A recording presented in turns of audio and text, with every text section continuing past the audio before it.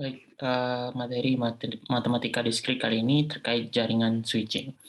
Sebenarnya jaringan switching ini merupakan kelanjutan dari pengaplikasian terkait materi aljabar Boolean ya. Nah, jadi di materi sebelumnya mungkin sudah disinggung sedikit tentang aljabar Boolean ya, di mana aljabar sendiri merupakan cabang ilmu matematika yang mempelajari tentang operasi dan logika ya. Nah, sedangkan boolean itu jenis bilangannya yang digunakan. Jadi di dalam jenis bilangan boolean itu hanya ada dua jenis bilangan, true or false, 1 dan 0 ya. Itu dua jenis kondisi atau bilangan yang digunakan. Nah, terkait penerapan sendiri, jadi tadi sudah saya sampaikan bahwa dalam implementasinya ilmu aljabar Boolean ini dapat diterapkan pada berbagai bidang ya.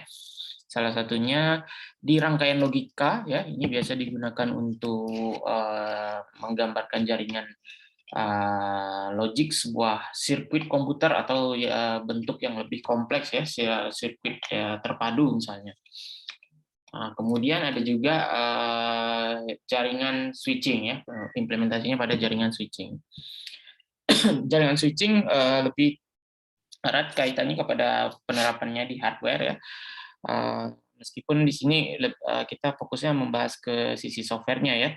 Namun dalam implementasinya sebenarnya ini lebih tepat ketika kita menggabungkannya, mengkaitkannya dengan penerapan rangkaian atau hardware ya.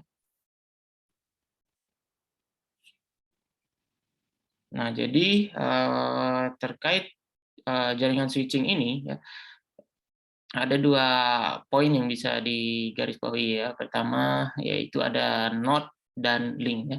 Jadi dalam jaringan switching itu ada titik dan kemudian link ya, atau digambarkan atau didefinisikan sebagai sebuah hubungan atau koneksi.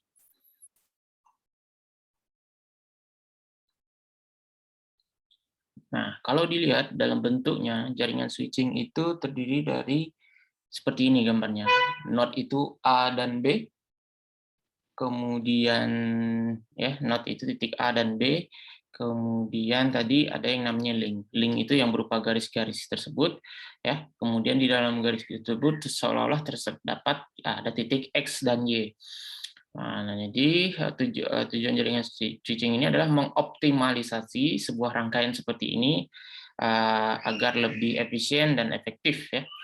Nah, kemudian dan tentunya harus bisa menghubungkan dari titik A dan ke B ya. Kalau itu misalnya dalam sebuah arus listrik atau dalam rangkaian tertentu ya. Data yang disampaikan dari titik A ke B harus tersampaikan dengan baik.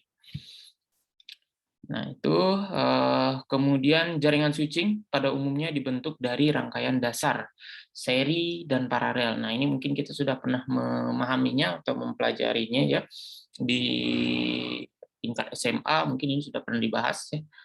Jadi di sini saya tekankan lagi rangkaian seri itu ya, rangkaian yang segaris ya. Nah, kemudian rangkaian paralel itu atas bawah biasanya digambarkan dalam jaringan. Nah, rangkaian seri diidentikan dengan operator N ya pada aljabar Boolean, sedangkan rangkaian paralel diidentikan dengan operator OR. Kenapa seperti itu? Nah, seperti ini ya penjelasannya. Jadi, rangkaian seri itu gambar bentuknya seperti ini. Ya, kita lihat prinsip operator N ya, hanya akan bernilai benar jika kedua nilai X dan Y-nya itu bernilai benar atau true ya. Jadi ketika rangkaian seri ya, arus akan mengalir atau data akan tersampaikan dari titik A dan B jika dan hanya jika X dan Y-nya itu terhubung atau dalam kondisi true dua-duanya. Tidak bisa salah satu true, salah satu false ya. Listriknya atau alirannya tidak akan tersambung. Kalau ada salah satu jak yang putus atau false, dia tidak akan sampai datanya di B. Akan selalu bernilai false. Sedangkan di rangkaian paralel ya, kondisinya diidentikan dengan operator OR, di mana operator OR itu kalau salah satunya bernilai true, maka hasil keluarannya akan true. Kalau dua-duanya bernilai true, juga keluarannya akan true. Dan terakhir, kalau keduanya bernilai false, baru dia tidak nilainya atau keluarannya akan false. Artinya rangkaian seperti ini, jika salah satu saklarnya tertutup mati, dia akan bisa melewati jalur lainnya ya. Namun hanya akan bernilai false atau tidak bisa diantarkan datanya itu kalau kedua-duanya putus atau tidak terhubung, X dan Y-nya bernilai false.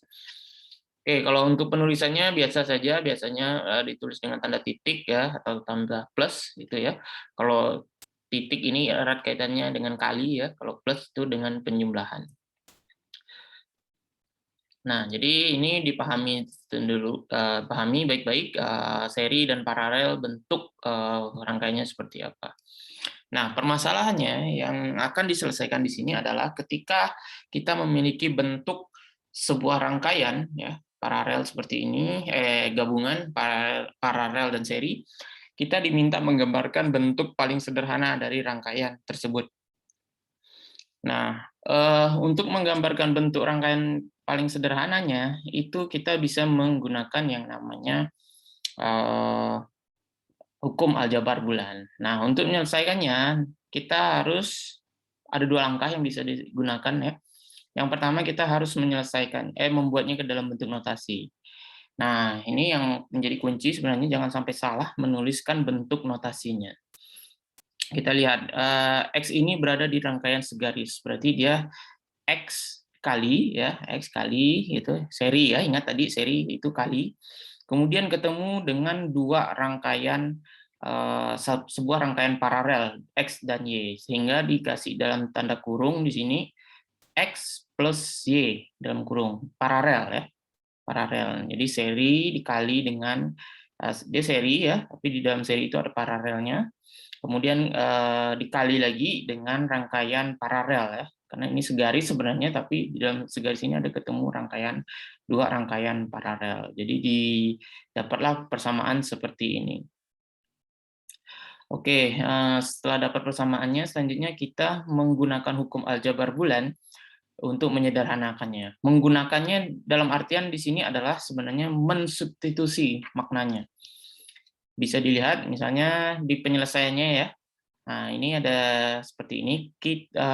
Kemudian kita lihat kira-kira mana bentuk yang paling atau hukum mana yang bisa disubstitusi ke sebuah persamaan ini gitu ya. Nah, ini tidak ada pola khusus atau rumus bakunya, kemampuan kita dalam menganalisa sebenarnya dari hukum-hukum yang tersedia, hukum aljabar bulan yang tersedia. Oke, yang pertama ketika bentuk seperti ini ya, kemudian akan berubah menjadi bentuk yang kedua ini. Ini adalah penerapan hukum absorpsi yaitu redundance. Kita lihat hukum absorpsi itu di redundance ini ya. Bentuknya adalah A kali A plus B ini ya, bentuknya seperti itu, sama dengan A. Jadi kita lihat itu menyerupai bentuk X kali dalam kurung X plus Y seperti ini ya. Nah, jadi tidak langsung semuanya dulu bisa kita gunakan hukum aljabar bulannya ya. Boleh sepotong-sepotong, tapi kok memang ada yang bisa diterapkan semua ya lebih baik ya. Nah, jadi contohnya seperti ini ya. Ini dulu yang dilihat ya. Kebetulan ini memiliki bentuk yang sama yaitu hukum absorpsi dan redundansi. Sehingga bentuk ini kalau kalian lihat di hukum absorpsi dan redundannya X kali X plus Y itu sama dengan X. Sehingga bentuk ini berubah menjadi ini. X yang ini. Ya. Kemudian dikali X aksen plus Y aksen. Nah, kemudian dicari lagi hukum bentuk yang kedua itu seperti apa. Nah, ini ternyata bentuknya ini dia distribusi bisa dijabarkan menjadi sebentuk seperti ini. Nah, kemudian dilihat lagi di hukum komplement itu hukumnya ini ya, penerapan hukum komplement itu X kali X aksen itu nilainya jadi 0. Nah, dilihat hukum komplementnya itu pasti ada seperti ini. Kemudian bentuk lainnya itu ya. Nah, di bagian yang terakhir ada penerapan di X7-nya itu apa namanya itu ya hukumnya. Nah, itu jadinya itu nol, bilangan nol jika ditambahkan dengan bilangan sesuatu, ya, dia akan menjadi bilangan sesuatu tersebut. Atau nol ini sebenarnya tidak mempunyai arti, sehingga didapatlah bentuk paling sederhananya X kali Y aksen seperti ini. Oke ya, nah jadi itu, kalian harus mampu melihat setiap persamaan ini, kemudian mensubstitusinya dengan hukum-hukum aljabar bulan yang sudah disediakan. Nah, sehingga intinya dia mendapatkan bentuk yang paling sederhana. Oke, nah, sehingga ini kalau digambarkan lagi dalam bentuk rangkaiannya, dari yang kompleks seperti ini, dia akan berubah menjadi bentuk seperti ini. Lebih sederhana, satu rangkaian seri saja dengan dua saklar ya, atau dua titik not di sini. X dan Y aksen. Oke, seperti itu. Jadi silahkan kalian latihan ya. Di sini dikasih bentuk persamaannya. Bentuk persamaannya yang kalian harus lakukan adalah menggambar bentuk rangkaian switching-nya. Ya, nah kebetulan penyelesaian untuk bentuk sederhananya itu sudah ada di slide selanjutnya. Kalian pahami, kalian cari hukum-hukum apa yang diterapkan pada pada kasus penyederhanaan pada setiap persamaan berikut. Oke, mungkin itu yang ingin saya sampaikan. Lebih kurangnya mohon dimaafkan. Terima kasih.